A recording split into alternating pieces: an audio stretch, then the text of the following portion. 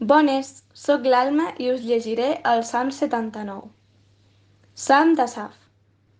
O Déu, les nacions han entrat en la teva heretat, han profanat el temple de la teva santedat, han fet de Jerusalem munts de runes.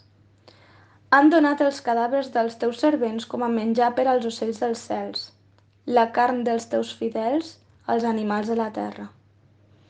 Han vessat la sang d'ells com aigua pel voltant de Jerusalem, i no hi havia ningú per sepultar-los. Hem esdevingut un escarni per als nostres veïns, una befa i una burla per als que ens envolten. Fins quan, Javé, estaràs enutjat per sempre? Cremarà la teva gelosia com el foc?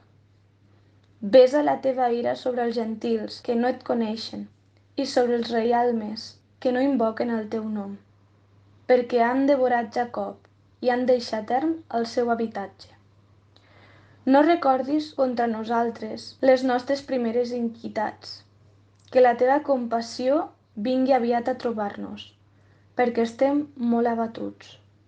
Ajuda'ns, Déu, de la nostra salvació, per a la glòria del teu nom, i allibera'ns i expia els nostres pecats, per honor del teu nom.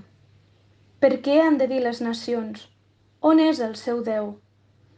Que sigui coneguda entre les nacions, als nostres ulls, la venjança de la sang vessada dels teus servents.